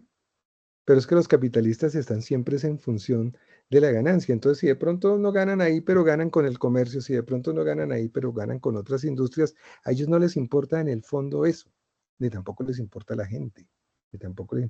Claro, para movilizar masas en determinado momento, el discurso de la industrialización, que también lo tiene nuestro presidente Petro, el discurso de crear una base industrial potente y de crear empleo y de crear mejor empleo a partir de dinero, pues es atractivo pues para los trabajadores, obviamente. Pero esa no es la lógica de fondo de cómo operan los capitalistas y yo creo que Trump va a empezar a enfrentarse pues con muchas de esas dificultades. Buena parte de las exportaciones que ingresan a Estados Unidos de China es de capitales norteamericanos que están en China. Si les llega a poner la tarifa del 104% que ya anunció hoy, pues va a acabar perjudicando a propios capitalistas. Parece que el mismo Elon Musk ya empezó a decirle a Trump que pilas, que pues que se le puede ir en la mano, pero políticamente lo está utilizando y está buscando diversos objetivos para, por así decirlo, repotenciar el poder económico de la clase capitalista norteamericana, que se expresa también en un poder de un Estado que sigue siendo extraordinariamente poderoso, que que ha venido perdiendo peso, que ha venido perdiendo relevancia e importancia, que se siente amenazado y que está reaccionando frente a eso, y ahí aparece el papel del Estado como representante de la clase capitalista, porque la clase capitalista no es completamente homogénea. Entonces, buena parte de los conflictos le van a estallar por ahí. Lo mismo que con el conflicto con la gente, ¿no? La gente que está perdiendo empleo, los trabajadores públicos en Estados Unidos, ya ha empezado a haber una gran cantidad de manifestaciones, más otros temas. Pero vamos a tener oportunidad de seguir mirando el tema del papel del Estado, el papel del Estado, por ejemplo, en la competencia y en la protección de la producción nacional. Fabiola levantó la mano, por favor. Muchas gracias. Primero quiero hacer un comentario y después hacer una pregunta. El primer comentario es que, como usted anotaba, hay 1.700.000 empresas, pero la gran mayoría de estas empresas son pequeños empresarios que la trabajan muy duro, igual que el trabajador, para sostener su negocio. Y a veces les toca lucharla muy duro. Y hay unos grandes conglomerados, como anotaba usted, que hace que ellos de alguna manera terminen dependiendo de esos grandes conglomerados para comercializar su producto. Entonces ahí también para ellos se genera, digamos, una inequidad, un desequilibrio económico, ¿no? Uh-huh. O sea, también los pequeños empresarios, igual que el trabajador, padecen esa concentración del comercio, de la industria en unos grandes conglomerados. Ese es el comentario que quería hacer. Respecto a la pregunta, cuando uno ve cuáles son aquellos países con mayor bienestar económico, pues no tengo claro qué sistema económico tienen, pero uno ve que Noruega, Dinamarca, Finlandia, Islandia, Suecia, Suiza, Luxemburgo, Australia, Países Bajos, Alemania, son países que tienen un sistema capitalista, pero que el Estado interviene para garantizar el bienestar social a la mayoría de su población. Entonces tienen unos indicadores de bienestar muy altos, ¿o no? ¿O me equivoco? Perfecto, gracias. Listo, ya aquí estaba anotando. Piedad, si no quedó satisfecha, vuelve y levanta la mano ahorita o habla y me cuenta. Sí, con respecto al sí, porque dije, no reviró de una, ya debe estar pensando.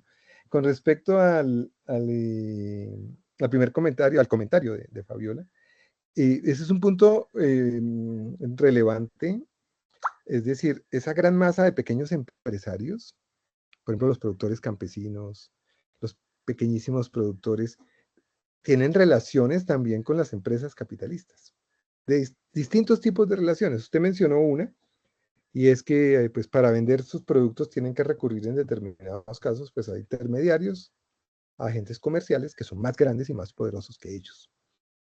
Es buena parte de la queja, además de pequeños capitalistas o medianos, es que son proveedores y le venden a empresas mucho más grandes, por ejemplo, donde hay unas relaciones, ¿sí?, pues, desiguales, unas relaciones de dominio en las cuales los más grandes pueden establecer estrategias y políticas mediante las cuales por así decirlo, les extraen, ¿sí?, excedentes también a esos trabajadores o a esas otras empresas, ¿sí? Formalmente independientes y autónomas, e incluso a los trabajadores por cuenta propia que aparentemente no tienen una relación capitalista, pero entran en relaciones con las grandes empresas capitalistas.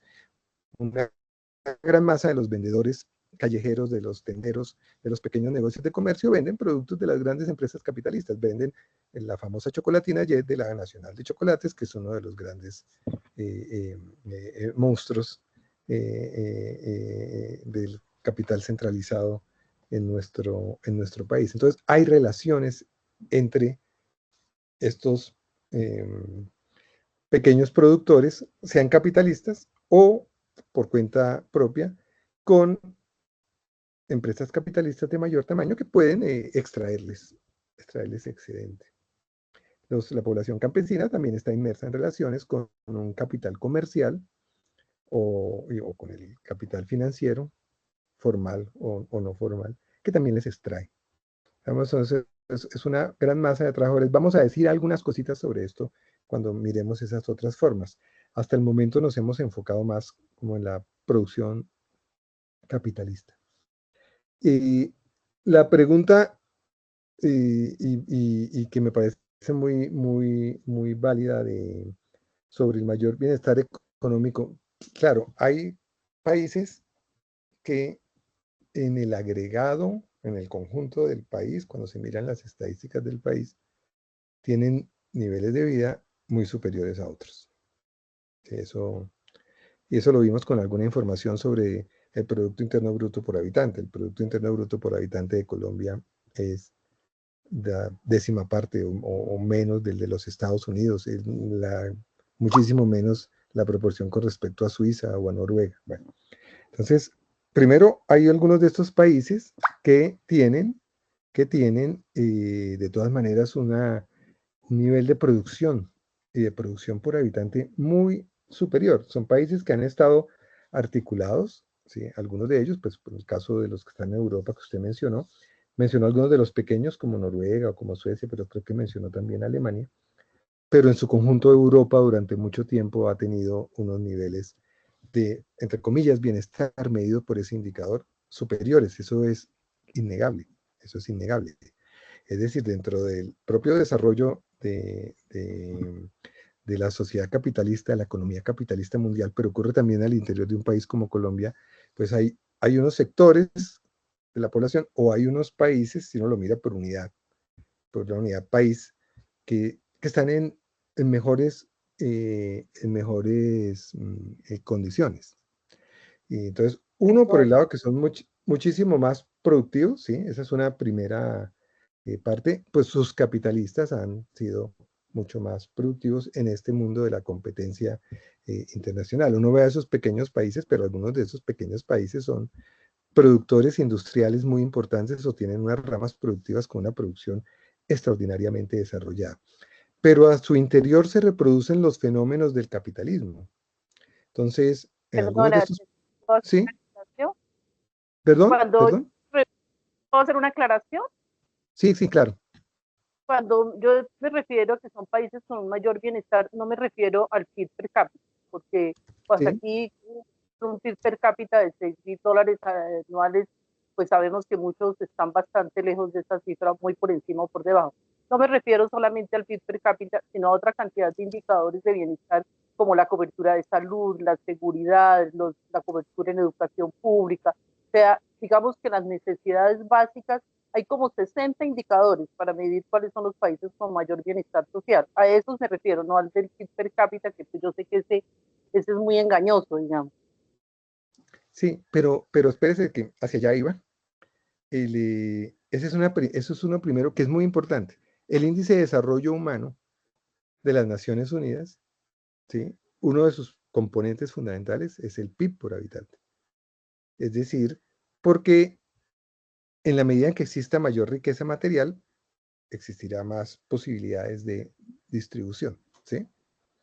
De esa riqueza material. El punto al que iba es que varía entre los indicadores en esas sociedades, varían los índices de concentración, pero antes de la intervención del Estado, en muchos de esos países el índice de concentración de la riqueza y del ingreso también es elevadísimo.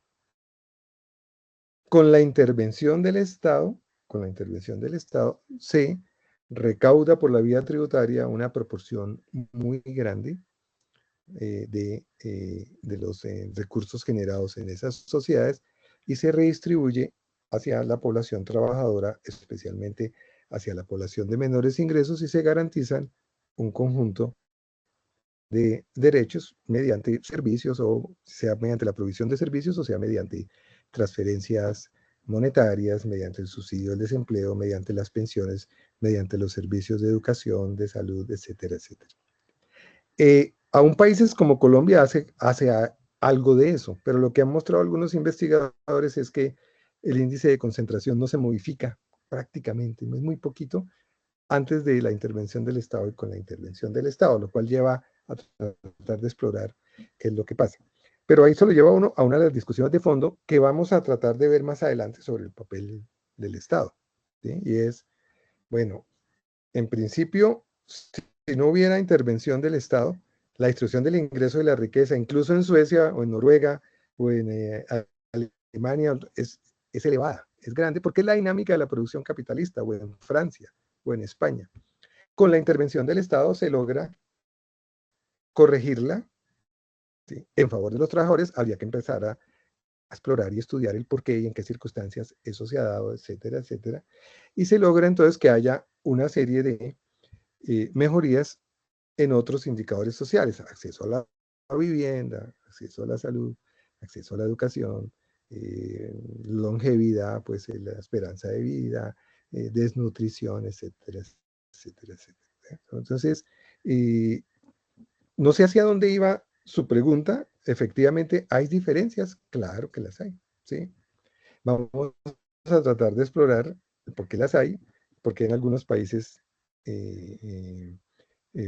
pues vamos a estar enfocados en Colombia, pero evidentemente en la medida en lo posible hacemos pues comparaciones o tenemos la referencia a otros países, y no está en el libro porque no es objeto del libro, pero lo que se ha visto en esos países, ¿sí? Es un fenómeno que ha sido mundial, y es la reversión de muchas de las conquistas que había obtenido la clase trabajadora en, en la, digamos, lo que se denomina por algunos el salario indirecto, que es la compensación de los ingresos de los trabajadores por la vía de las funciones del Estado, que con el proceso neoliberal, desde hace pues, más de 30 años, pues se ha venido gradualmente desmontando, en algunos países más que en otros. Tendríamos que ya entrar a mirar pues la situación específica. Incluso el modelo alemán tan fuerte y tan consolidado ha empezado a tener serios problemas en algunos de esos frentes. Bueno, se le suman otros temas, la migración, etcétera, etcétera. Pero efectivamente sí. Es decir, eso no impide, volviendo al tema de hoy, que en países como Suecia, como Noruega, como Alemania, hay una enorme concentración de la propiedad y hay una extraordinaria concentración de los ingresos en su estructura productiva básica, antes de la intervención del Estado. ¿Sí? Ese es el punto. Y también varía. Hay países que tienen índices de concentración mayores que otros. Digamos, no hay una homogeneidad. En Colombia, pues yo hablo en el libro fundamentalmente de Colombia. Pues hasta el momento no me han hecho la crítica, pero una crítica clave es, bueno, un momentico, pero es que es distinto Chocó que Bogotá, que Norte de Santander. Claro, y va a haber diferencias, ¿eh? Pero aquí estamos viendo en este momento estamos en los fenómenos de las tendencias de la estructura y la dinámica económica en la acumulación de capital, y en una dimensión de la acumulación de capital, en una tendencia de la acumulación de capital que se da donde quiera que haya capitalismo, y es que hay una tendencia a la concentración de la producción, a la conformación de oligopolios y monopolios, y una tendencia a la centralización, ¿sí? Ya luego veremos eso, vamos a ver las implicaciones que tiene eso para la clase trabajadora. Todavía no lo hemos, digamos, vamos a llegar allá, aunque ya planteamos alguna información en sesiones anteriores cuando miramos la distribución de el valor agregado entre la parte que le corresponde a los capitalistas, la parte que le corresponde a los asalariados y una parte que le corresponde a los trabajadores por cuenta propia, que en las estadísticas se clasifica como ingreso mixto.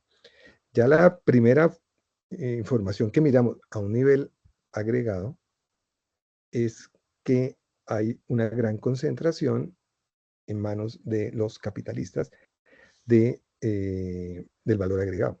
Y eso cuando se mira per cápita, pues muestra las enormes diferencias. Entonces, esos son fenómenos que se dan en todas partes. Interesante mirar, no sé si usted tenga cifras, pero valdría la pena, pues comparar los grados de concentración y centralización con algunos países europeos y algunos países de estos con los Estados Unidos para mirar en qué medida se dan estas tendencias allá. Y luego vamos a mirar las implicaciones para las condiciones de vida de, de los trabajadores, que en últimas es el interés principal.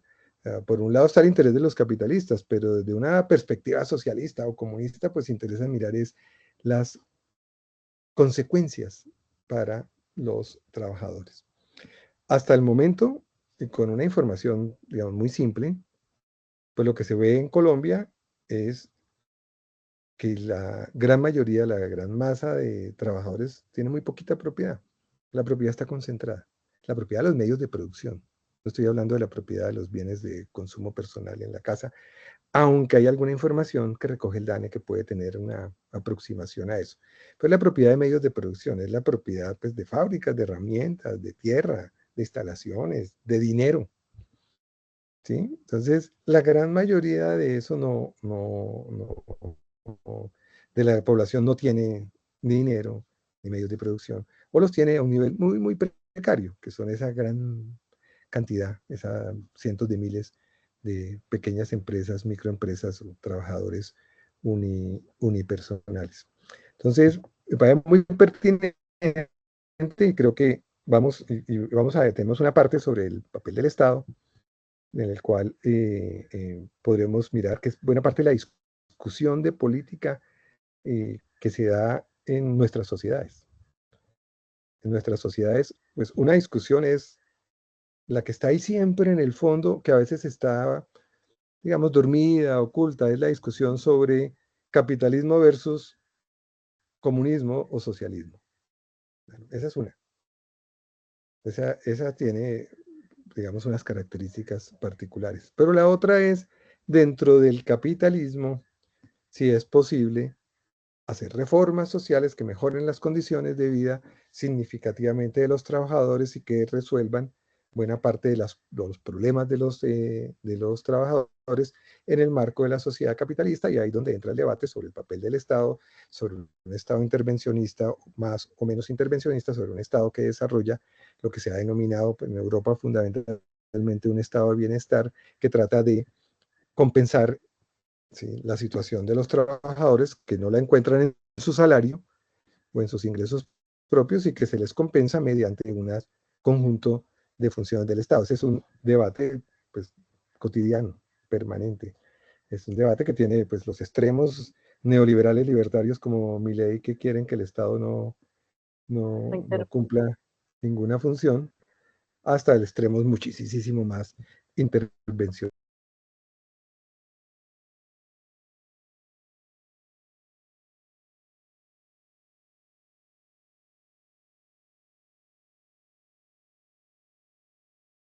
¿Qué pasó? Me quedé sin oír nada. Esta vez fue un mini corte de luz, esta vez no fui yo, pero ya, fue un segundo, pero bastó para...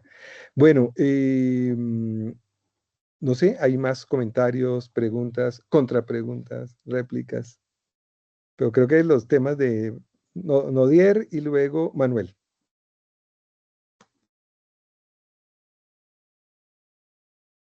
¿Nodier? Hola, sí, buenas noches a todos.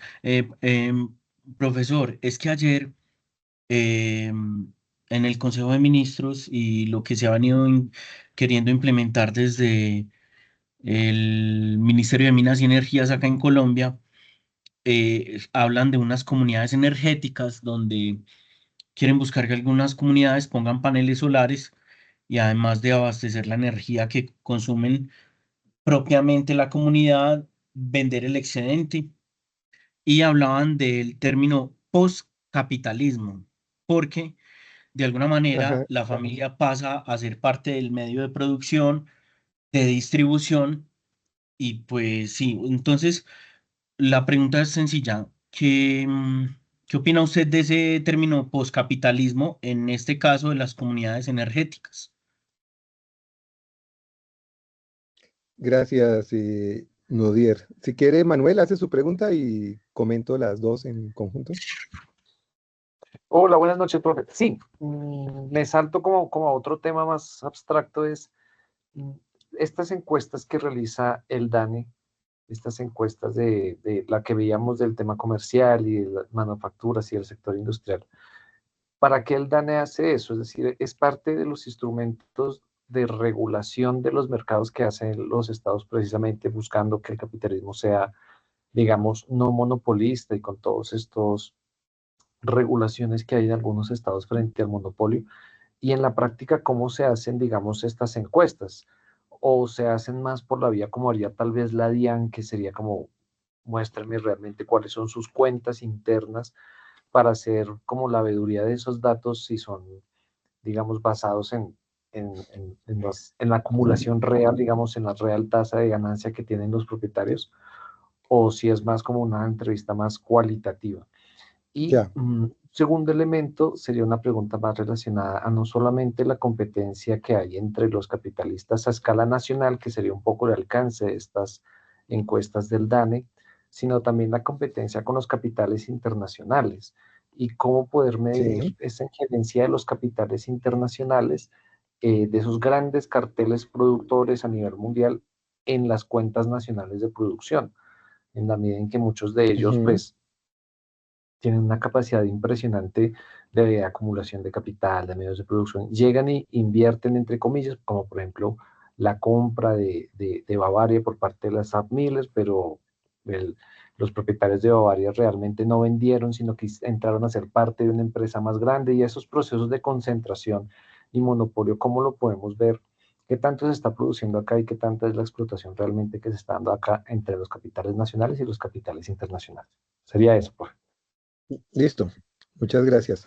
Nodier, no sé muy bien qué decirle. No conozco bien la experiencia, como sea, de que menciona de las comunidades energéticas. Y en algunos países, pero lo que digo es más anecdótico porque nunca lo he estudiado. Hay una figura también de, pues en la medida en que los paneles solares han ido bajando de precio, pueden estar al acceso de una familia. Es la posibilidad de que alguien se genere su propia energía. Y hay algunos casos en los cuales la persona por los paneles genera e incluso le vende a la empresa de energía. Vamos, o le queda como un abono por si después él va a usarla. Y entonces digamos, estoy hablando desde el puro desconocimiento que no conozco bien pues no conozco la experiencia de esta concreta. Es una idea de autoproducción, ¿cierto? Me parece a mí.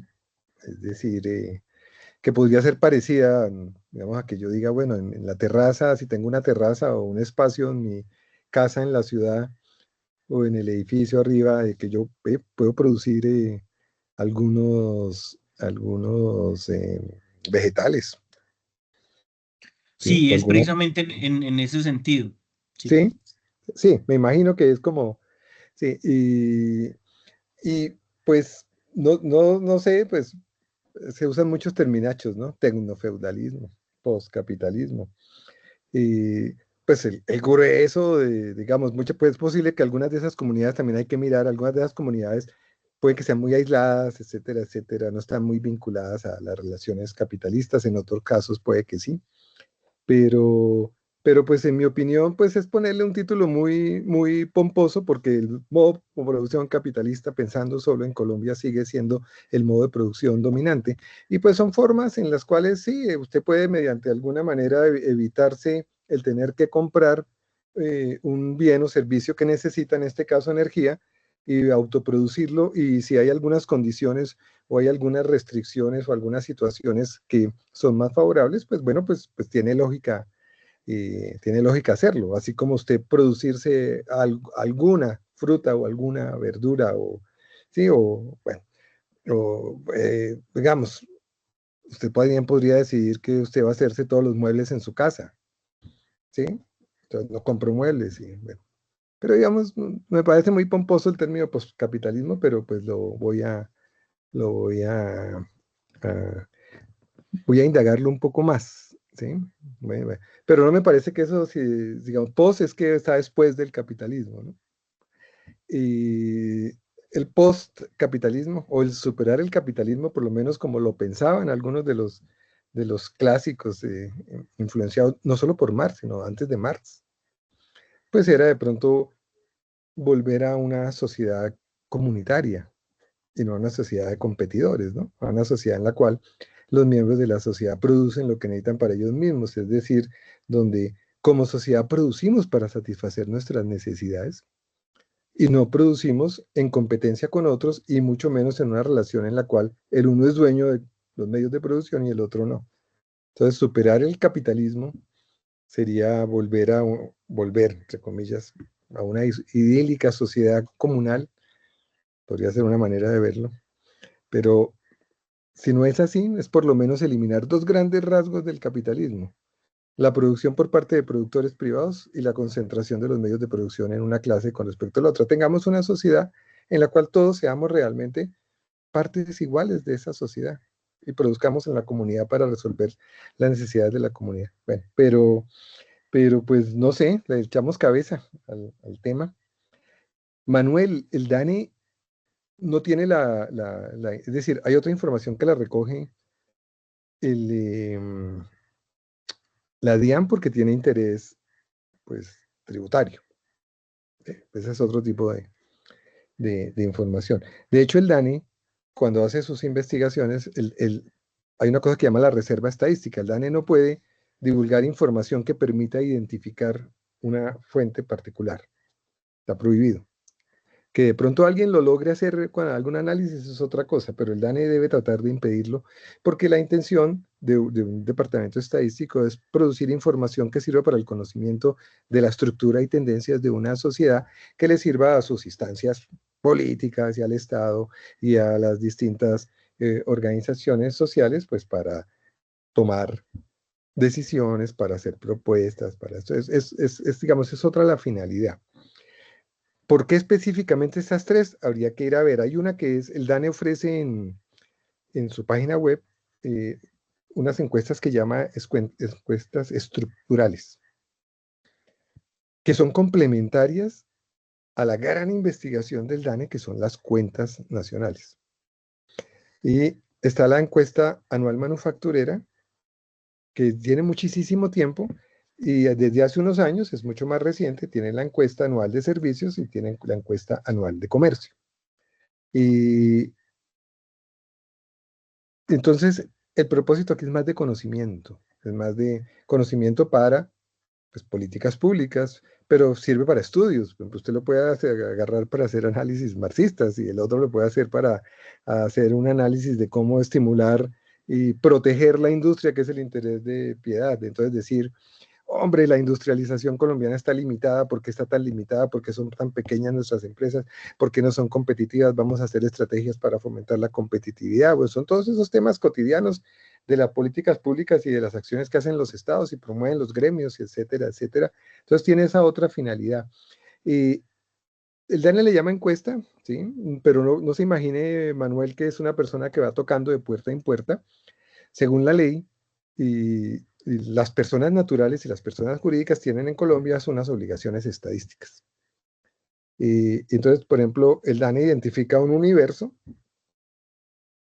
esas 7.148, que esas varían, industrias manufactureras, y les envía, hoy debe estar ya todo además cada vez más sistematizado, pues para que llenen unos formularios en línea, y las empresas están obligadas a llenar unos formatos y remitir la información al DANE. Entonces, no conozco ahorita todo el detalle, el operativo, de cómo sea, que es distinto, por ejemplo, a la encuesta de hogares, ¿no? La encuesta de hogares es todavía con unos encuestadores y encuestadoras que van físicamente hasta los hogares y tocan la puerta y preguntan y llenan un formulario. Creo que ya hoy en día está el formulario en una tableta. Bueno, antes pues era en papel. Pero la de industria manufacturera, servicios es, es una información que les llega, es una información dispendiosa. Las empresas pequeñas a veces se quejan pues porque les quita mucho tiempo y es un esfuerzo de consolidar y organizar y, bueno, toda la información. Permiten conocer, si usted quiere conocer, la gente que ha hecho estudios sobre la concentración a un nivel mucho más detallado. Yo aquí presenté unas cifras muy agregadas. Pues, ¿cómo es el grado de concentración en la industria productora de leche o en la de zapatos? Entonces, la información del DANE le permite eso. Le permite tener alguna aproximación a las tendencias. Cuando usted mira año tras año, dice qué industrias crecen, cuáles no. Desaparecieron industrias, aparecieron industrias nuevas. Bueno, entonces, de hecho, comparado con otros países, la estadística colombiana pues no es tan buena. Hay algunos países en que tienen muchísima más estadística, muchísimos más informes. Desde esta perspectiva, claro, hay distintos usos de esa información, pero el DANE la ofrece como una información que es básica para conocer la estructura de la sociedad colombiana. Aquí estoy hablando de temas económicos, pero el DANE tiene temas políticos, tiene, bueno, muchas otras cosas. Y dentro de esas encuestas que llama estructurales, no me acuerdo el nombre exacto, pero hay una sobre la inversión extranjera directa en Colombia y sobre la inversión de capitalistas colombianos en el exterior, donde DANE, bueno, tradicionalmente parte de esa información, o buena parte la ha venido recopilando y publicando el Banco de la República, porque para invertir en Colombia o para sacar capitales al exterior, pues son procesos que tienen que tener pues unas autorizaciones y unos permisos, y el Banco de la República consolida esa información. Entonces le permite a uno saber en un momento determinado cuánta inversión extranjera hay en Colombia, en qué sectores, cuánto ganan, cuánto sacan al exterior, cuánto reinvierten, etcétera, etcétera. Entonces, por ahí, para su interés, hay una fuente. Yo la conozco poco, tengo alguna información. En el libro prácticamente no se menciona el tema. Es un vacío también, porque buena parte de la producción colombiana es hecha por empresas extranjeras, por la inversión extranjera directa en Colombia.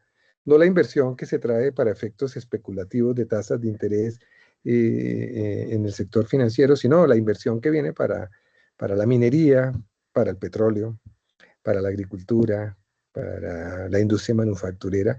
Y hay empresas tradicionales, algunas de muchísimo tiempo, desde décadas en Colombia, que surgieron, que algunas se mantienen, otras no, con capital extranjero que opera en el país. En la época de la sustitución de importaciones y en el momento en que había más barreras comerciales, por ejemplo en Colombia y otros países de América Latina, algunas de esas empresas extranjeras lo que hacían era, en vez de exportar, es decir, que Colombia importara, productos químicos, farmacéuticos. Entonces, creemos empresas en Colombia para abastecer el mercado colombiano, que seguramente es, volviendo a la pregunta de algo de lo que Trump espera. Entonces, que muchos productores decidan lo que ocurrió al revés, es decir, que muchos productores norteamericanos se fueron afuera, que ahora vengan y digan, no, pues entonces yo invierto y hago una fábrica en los Estados Unidos para producir para el mercado norteamericano y entonces no pago aranceles, digamos. Esa es lo que además dice explícitamente Trump. Entonces, si hay alguna información, ha habido una cierta tradición de estudios, ya no tanto, la hubo, sobre la inversión extranjera en Colombia, en la minería, en la industria, en otros sectores, y yo no conozco estudios recientes, seguramente los hay, no los conozco, pero sí hay estas fuentes estadísticas. Si usted está interesado, si usted entra en DANE, hay una pestañita que dice información estadística, algo así, por temas, y ahí le van a aparecer encuestas estructurales, y dentro de encuestas estructurales, aparte de manufacturera, comercio, servicios y otra cosa, le va a aparecer la de inversión extranjera. Y también hay alguna información, hay capitalistas colombianos que han sacado capitales y tienen plantas en los Estados Unidos, en Centroamérica, en otros países de América Latina, que han hecho inversiones y tienen empresas funcionando por fuera del país que les generan utilidades por fuera del país. Hay algunas dentro del estudio de los conglomerados y de la centralización del capital que hace Julio Silva, identifica algunas de estas empresas tienen una parte importante de sus ingresos o de estos conglomerados en inversión realizada en otros países de América Latina, incluso de Estados Unidos, no sé si de Europa, no, ahí sí no sabría. Y mantengan algunas de las preguntas que ustedes hacen hoy, se van a tratar, algunas con más detalle que otras en sesiones posteriores, y son objeto de debate. Entonces, mantengámoslas, ¿sí? Manuel, Nodier, Piedad, Fabiola, y además porque algunas en algunas hay diferencias fuertes de interpretación. Yo tengo una lectura y muy posiblemente ustedes tienen otra muy distinta. Entonces vamos a tener oportunidad de que volvamos sobre ellas o de que insistamos o de que traigamos información alternativa de pronto que no, digamos, no se ha visto esto o que las conclusiones que se están planteando son insuficientes. Gracias, Nodier. Bueno, son las 7:27, estamos a punto del cierre. Si no hay más preguntas o comentarios, pues les agradezco muchísimo la asistencia, el interés y bueno, y de verdad, anoten, mantengan las preguntas, Piedad, no la olviden. Vamos a ver. Las tengo Va a ser anotadas, yo las tengo muy anotadas. interesante ver si... bueno, ¿qué va a pasar con el gobierno norteamericano en este momento? Esa es una discusión, esa es una perspectiva, no se sabe, no, esa es una lucha brava, y no es solo con China, esa es ahí va a haber conflicto serio, y al interior de los Estados Unidos, ustedes se fijaron, hubo protestas, me corrigen si fue que leí mal, en 1000 ciudades de los Estados Unidos, fue una cosa grande. Vamos, hay protestas al interior, claro, no son solo los temas económicos, ¿no? Hay el tema de persecución a ciertas comunidades, la migración, persecución a las comunidades LGBTI, bueno, hay muchos otros temas, pero pues hay un conflicto también al interior de Estados Unidos y va a haber un conflicto, o se está dando entre las propias corrientes de distintos sectores de los empresarios capitalistas. Entonces, bueno, y en últimas, lo que hay que mirar es, bueno, ¿qué va a pasar con las condiciones de vida de la clase trabajadora norteamericana? ¿Qué va a pasar? Se ha deteriorado, no sé si han oído ustedes últimamente a Bernie Sanders, pero pues hay otros analistas. En los últimos 30 años el ingreso real de los trabajadores norteamericanos prácticamente no creció. No, la clase trabajadora norteamericana pues se ha visto golpeado. Obvio, cuando uno compara a un trabajador norteamericano promedio típico con el colombiano, pues están en mejores condiciones. Hay que ver lo que pasa en Europa. Hay unos procesos en Europa conflictivos, pues muy complicados. Aquí la perspectiva que nos interesa es pues las clases trabajadoras. ¿Qué pasa con ellas? ¿Qué pasa con ellas? Y aquí mismo vamos a llegar allá, pues no vamos a tener tampoco mucho espacio, pero sí, pues aquí hay debates, o sea, los debates de lo que plantea el progresismo, sobre lo que plantea el partido histórico, sobre lo que plantean los partidos tradicionales, el centro son los debates cotidianos, y muchas de las preguntas, Piedad lo preguntó con respecto a Estados Unidos, pero eso aplica aquí. Es decir, el método de industrializarnos entonces sería aranceles altos. Bueno, si copiamos el método actual de Trump, porque es uno de los propósitos, por ejemplo, creo que quedó planteado, por lo menos en el plan de desarrollo actual, es el intentar reindustrializar, ¿sí? Reindustrializar la economía colombiana. Bueno, entonces, habrá que ver qué se ha logrado, qué se puede, bueno, y yo tengo sobre eso pues unas ideas y unas posiciones sobre ese debate. Bueno, muchas gracias. Un gusto en verlos y verlas, a las que pude ver y a los que pude ver, pero si no a los demás, pues ahí percibí la compañía y la presencia. Cuídense de la Gracias, lluvia profesor. tan espantosa. Muchas gracias, profesor Alberto. Gracias, Gracias, profesor. Gloria, Hola, César, Lina. Fabiola, Hola, Piedad. Que Constanza, tengan una Manuel, feliz Todos. noche. Gracias, Lila, profesor. Mañana Un abrazo gracias. para Gloria, Guillermo, chao. Darío. Chao, Nos Piedad. vemos Chao, la chao. semana entrante. Chao, entonces. chao. Buenas Buenas Gracias, noches. noches. profesor. Bueno, Lina, cuídense mándeme un beso. mucho. Un abrazo.